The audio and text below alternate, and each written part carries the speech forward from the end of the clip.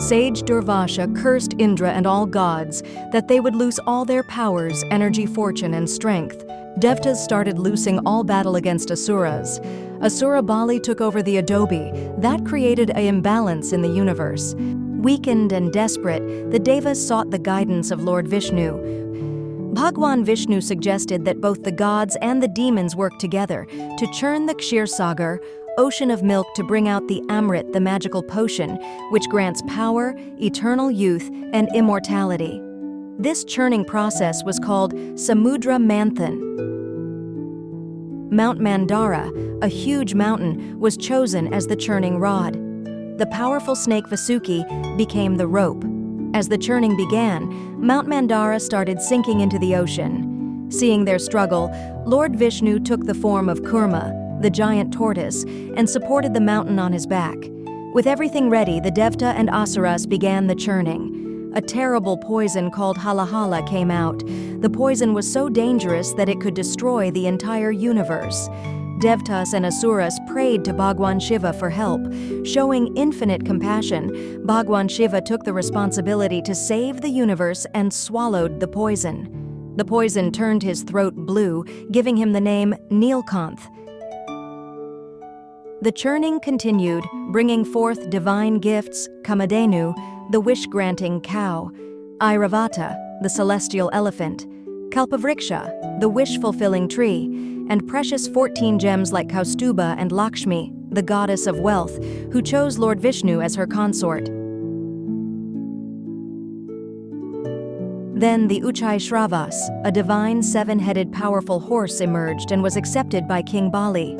Yestha, the goddess of misfortune, also emerged along with Nidra. Parijat, a divine flower tree taken by the gods, and Sharanga, a divine bow taken up by Lord Vishnu. Chandra, moon god that found his seat on Shiva's head.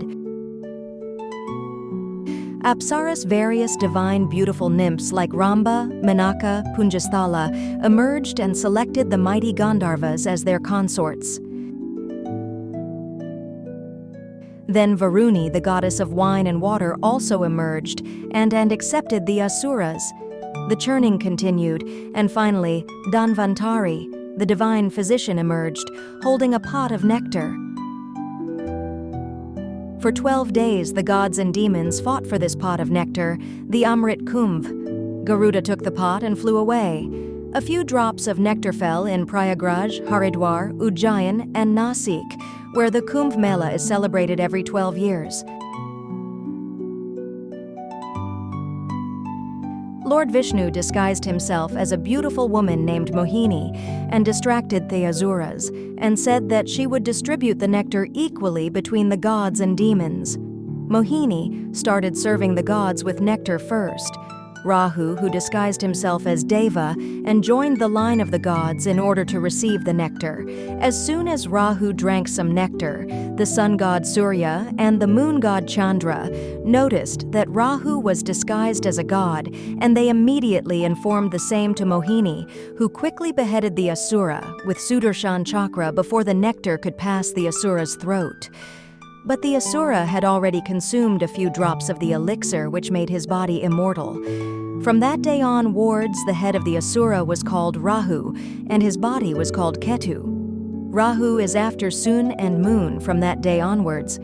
By the time the rest of the Asuras realized that the beautiful maiden Mohini was actually Lord Vishnu, the nectar had been distributed to the Devas. The rejuvenated Devas were able to defeat the Asuras in battle and regained their glory. From that day on, wards Devta and Asura became enemy for lifetime.